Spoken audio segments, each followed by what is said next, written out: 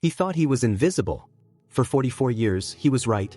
13 murders, 50 rapes, over 100 homes invaded. One monster who owned the night across California. Joseph James DeAngelo had no idea that in 3 minutes, his perfect life of secrets would end forever. Because sometimes, the past refuses to stay buried. It's Tuesday morning, April 24, 2018, in suburban Sacramento. A 72-year-old retired mechanic tends to his roses, probably thinking about breakfast, maybe the weather. He's lived here quietly for decades. Neighbors know him as that polite guy who keeps to himself. But those hands watering the plants had done unspeakable things. What Joseph DeAngelo didn't know was that FBI agents had been watching him for 6 days. What he couldn't have imagined was how they found him. Not through witnesses. Not through confessions. Not through 40 years of detective work. Through a $99 ancestry kit that millions of people buy to learn about their great-great-grandparents. In the next 30 minutes, I'm going to show you how genetic genealogy solved the most baffling serial killer case in American history. How science reached across generations to catch a ghost. And why no criminal, no matter how careful, no matter how long they've been hiding, is truly safe anymore.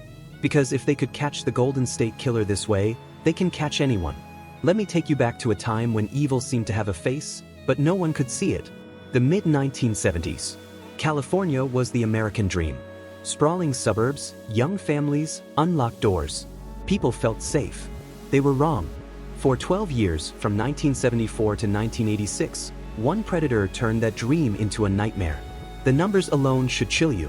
13 confirmed murders, 50 documented rapes, over 100 burglaries. But Jane Carson Sandler, who survived an attack in 1976, puts it better than any statistic ever could. She said, "He didn't just attack bodies. He attacked souls.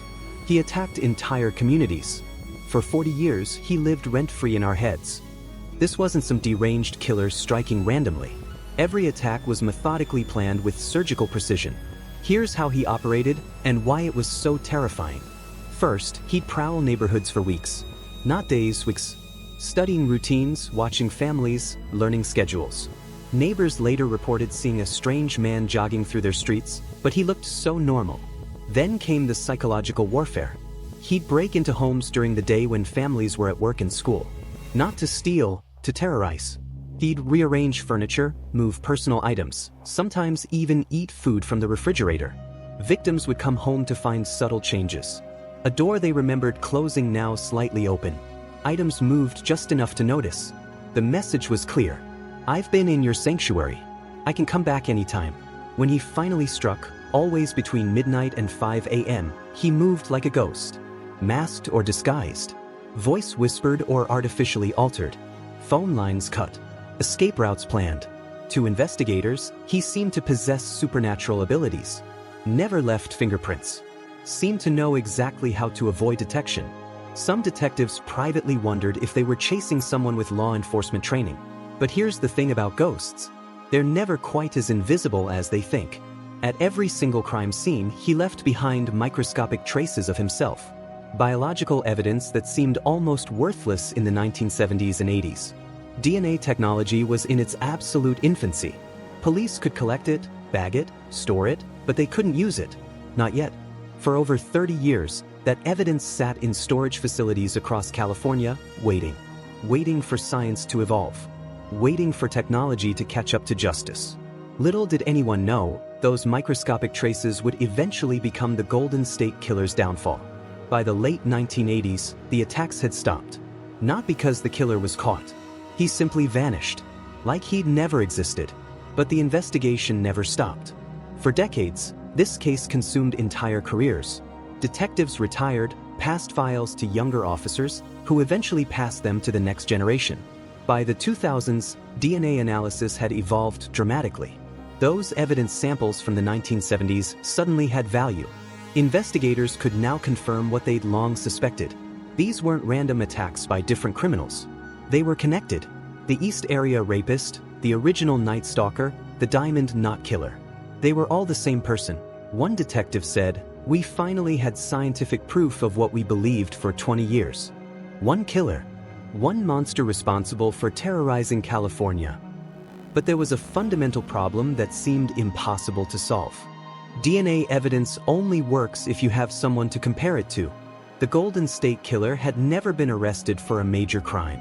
His genetic profile wasn't in CODIS, the combined DNA index system that law enforcement uses. He was a ghost in the system. Every traditional investigative method had been exhausted.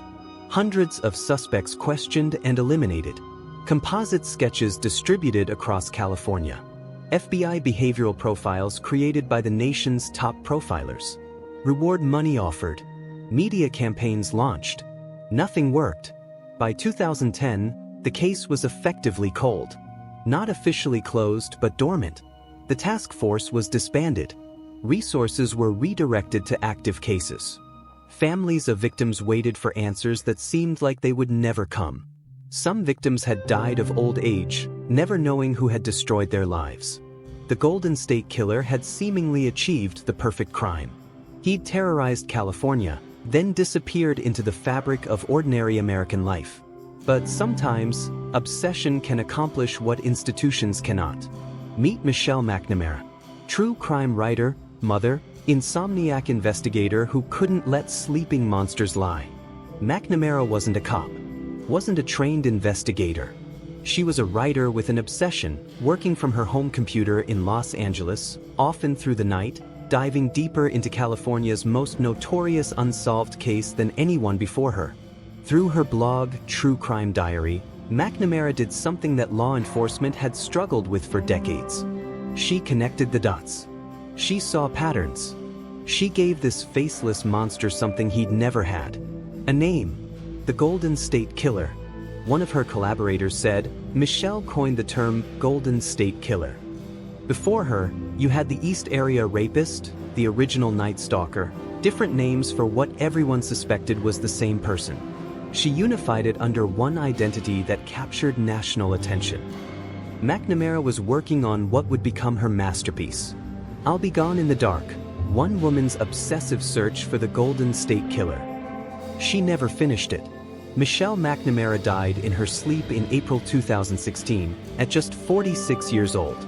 I'll Be Gone in the Dark was published posthumously in February 2018, completed by her research partners and husband, comedian Patton Oswalt. It immediately hit #1 on the New York Times bestseller list and stayed there for 15 weeks. McNamara's book did something crucial. It reignited national interest in a case that had been largely forgotten outside law enforcement circles. Suddenly, everyone was talking about the Golden State Killer again. Her husband Patton Oswalt said, Michelle always said she'd catch him through crowdsourcing and technology. She believed the internet would be his undoing. She was right, but not in the way anyone expected. Because while McNamara was writing about the Golden State Killer, millions of Americans were unknowingly creating the tool that would catch him. 2018 was the year of the ancestry boom. Companies like 23andMe and AncestryDNA had made genetic testing as easy as ordering pizza. Curious about your Irish heritage? Spit in a tube. Want to know if you're really part Cherokee like Grandma claimed? $99 and 6 weeks later, you'd have your answer. By 2018, over 15 million Americans had voluntarily submitted their DNA to consumer testing companies. Millions more had uploaded their raw genetic data to third-party genealogy websites like GeneMatch for more detailed family tree construction. What these people didn't realize was that they were collectively creating something unprecedented. The largest voluntary DNA database in human history. And law enforcement was about to use this database in a way that no one, not the companies, not the customers, not even the investigators, had ever imagined. Enter Barbara Ray Venter, retired patent attorney, grandmother, and genetic genealogy expert who'd been using DNA to solve adoption cases and identify disaster victims as a hobby. Ray Venter had already made headlines by identifying victims of natural disasters and solving decades-old adoption mysteries using genetic genealogy techniques. In early 2018, investigators called her with an unprecedented question. Could genetic genealogy identify an unknown criminal using decades-old crime scene DNA? Here's why this was revolutionary. Traditional forensic DNA analysis works like a key and lock. You need a perfect match. The perpetrator's genetic profile has to already exist in a criminal database. But genetic genealogy works like a spider web. It can identify someone through their genetic relatives, even distant cousins who share ancestors from generations back. The concept was simple in theory, complex in practice. Upload the Golden State Killer's DNA profile to a public genealogy database and see who he's related to. On an April morning in 2018, investigators uploaded that genetic profile to GMASH. For the first time in 44 years, they got hits. Not direct matches, but genetic relatives. Distant cousins who shared small segments of DNA with their unknown perpetrator. People who had no idea they were related to a serial killer. Finally, after 4 decades, investigators had genetic breadcrumbs leading toward their target. But identifying those breadcrumbs was just the beginning. Now came the really hard part. What happened next was like something out of science fiction. A genetic manhunt spanning centuries. For 4 months, Barbara Rae-Venter and her team worked backward through generations, constructing family trees that stretched to the 1800s.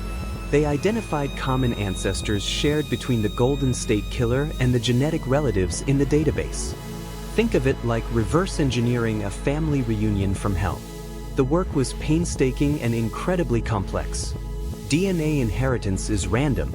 Even siblings don't share identical genetic material. The amount of shared DNA decreases with each generation. They had to account for population migrations, name changes, adoptions, and incomplete historical records. Working forward from identified common ancestors, they traced dozens of family lines and hundreds of potential descendants, cross-referencing everything with geographic data from crime locations, age ranges that match the killer's profile, and demographic factors. Like solving a massive, multi-generational jigsaw puzzle, each piece of genetic information either opened new possibilities or eliminated suspects. By early 2018, after months of genealogical detective work, one name kept rising to the top of every family tree they constructed: Joseph James DeAngelo. And when investigators looked at his background, they couldn't believe what they found. Born in 1945, DeAngelo would have been in his late 20s and early 30s during the Golden State Killer's peak activity. The perfect age profile. His addresses and employment history placed him exactly where crimes occurred. But the most chilling discovery was his profession. Joseph James DeAngelo was a police officer during the 1970s. He worked for the Exeter Police Department, then later the Auburn Police Department in California. This gave him intimate knowledge of police investigative techniques, crime scene processing procedures, neighborhood patrol patterns, and how to avoid detection. Knowledge that the Golden State Killer had clearly demonstrated throughout his crime spree. But here's where it gets even more disturbing. DeAngelo was fired from the Auburn Police Department in 1979, right during the Golden State Killer's active period, for shoplifting dog repellent and a hammer from a store. Dog repellent and a hammer. Items that could easily be used in burglaries and assaults. After 44 years, investigators finally had their prime suspect. But having a name and proving guilt are two very different things. They needed definitive proof. April 18, 2018. 6 days after identifying DeAngelo as their prime suspect, investigators began round-the-clock surveillance of the 72-year-old retired mechanic. What they saw was disturbingly normal. A quiet retiree puttering around his suburban home, tending to his garden, running errands. To his neighbors, he was just that polite guy who kept to himself. But investigators knew the truth about those hands. They needed one thing: a fresh DNA sample that could be directly compared to the genetic evidence from decades-old crime scenes. For 6 days, they waited for the right opportunity. It came when DeAngelo discarded an item that contained his DNA. Using advanced forensic techniques developed specifically for such situations, investigators extracted genetic material and prepared it for comparison testing. Sacramento County Sheriff Scott Jones later told reporters, "We were able to get results in about 4 hours. That was unheard of just 10 years ago." The DNA was a perfect match. After 44 years, they had him. April 24, 2018. 7 a.m. Joseph James DeAngelo stepped outside to tend to his garden. completely unaware that his decades of freedom were about to end forever. California authorities arrested the 72-year-old former police officer at his Citrus Heights home, charging him with 8 counts of first-degree murder based on DNA evidence. The arrest sent shockwaves through law enforcement and the public worldwide. After 44 years of investigation, one of America's most notorious serial killers had finally been caught. Sheriff Scott Jones announced, "We are confident that we have identified the perpetrator of one of California's longest-running and most notorious crime sprees." For families who had waited decades for answers, the arrest meant everything. Patricia Murphy, whose daughter was killed in 1986, said, "I never thought this day would come. I thought he'd taken it to his grave." The legal proceedings were swift. On June 29, 2020, DeAngelo pleaded guilty to 13 murders and multiple other charges, receiving consecutive life sentences without the possibility of parole. During sentencing, dozens of survivors and family members finally confronted their tormentor. Jane Carson Sandler said, "You've been in our thoughts for 44 years. Now it's time for you to be in your thoughts, and may you have a long life ahead of you to think about what you've done." Joseph James DeAngelo will die in prison. But his capture was about more than just one arrest. It was the beginning of a revolution. The Golden State Killer case didn't just solve one crime. It launched a technological revolution in criminal investigation. Within months of DeAngelo's arrest, law enforcement agencies worldwide began using genetic genealogy techniques. The results have been absolutely staggering.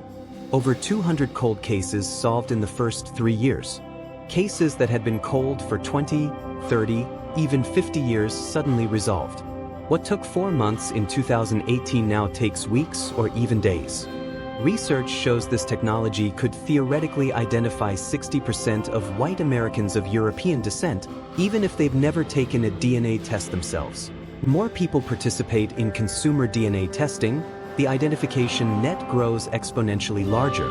If your third cousin takes a DNA test, that might be enough to identify you. The Grim Sleeper in Los Angeles. The NorCal Rapist. The Bear Brook murders in New Hampshire. Case after case that had stumped investigators for decades, suddenly solved using the same techniques that caught DeAngelo. But this revolution has also raised profound questions about privacy and consent. When someone submits their DNA to learn about their Irish ancestry, are they also consenting to help law enforcement identify their potentially criminal relatives? Different companies have developed varying policies. Some require court orders before sharing customer information. Others allow opt-out options for users who don't want their data used for identification purposes. The debate continues, but one thing is absolutely clear. Genetic genealogy has permanently changed the landscape of criminal investigation. For investigators working cold cases, this technology provides something that hadn't existed before. Genuine hope. Cases that seemed permanently unsolvable now have potential pathways to resolution. Evidence that had been sitting in storage for decades suddenly has tremendous value. And the technology continues evolving at breakneck speed.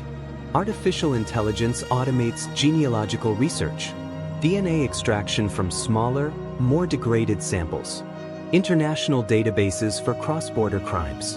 What took months in 2018 might take hours by 2025.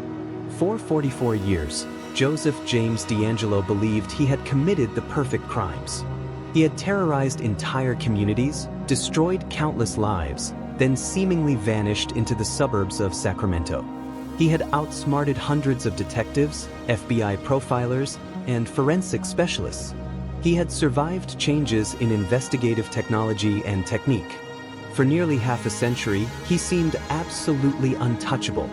But DeAngelo hadn't counted on one crucial development: that millions of innocent people, simply curious about their family histories and ethnic backgrounds, would voluntarily create the largest genetic database in human history. He couldn't have anticipated that their collective curiosity about the past would create the very tool that would finally drag him into the light.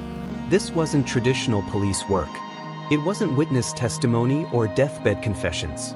It was science, data analysis, and the power of genetic connections across generations. DeAngelo is now 78 years old and will spend his remaining days behind bars. But the technology that finally caught him is just getting started. Hundreds of other cold cases have found resolution, bringing closure to families who thought they would never have answers. The Zodiac killer case is being re-examined. BTK's other potential victims. Cases from the 1960s, 70s, and 80s that seemed hopeless now have new life. For criminals who committed their crimes in the pre-DNA era and believed they had escaped justice forever, the message is crystal clear. Advances in science and technology mean that the past is never truly buried. Justice may be delayed, but it is no longer impossible. The Golden State Killer thought he was invisible. For 44 years, he was right. But invisibility is just another technology waiting to be overcome. The Golden State Killer's capture marked the beginning of a new era in criminal justice. Technology is completely rewriting the rules of investigation, and honestly, we're just scratching the surface. But here's what I want to know. Do you think there should be limits on how law enforcement uses genetic genealogy? When you take that ancestry test to learn about your great-grandmother, should that information potentially be used to catch your criminal cousin? And does DeAngelo's life sentence actually provide enough closure for such devastating crimes? Drop your thoughts in the comments. I read every single one. Next time on Technology vs. Crime, how artificial intelligence is now analyzing crime scenes and identifying patterns that human investigators completely miss. We're talking about AI that can solve murders by analyzing shadows in photographs, voice recognition that can identify suspects from whispered threats, and facial recognition that works even when faces are obscured. The future of crime fighting isn't just here. It's more powerful than anyone imagined. If cases like this fascinate you, if you want to stay ahead of the curve on how technology is revolutionizing criminal justice, make sure you subscribe and hit that notification bell. Because trust me, the past might be catching up with criminals, but you won't want to miss what's coming next. After all, who knows what impossible case will be solved next?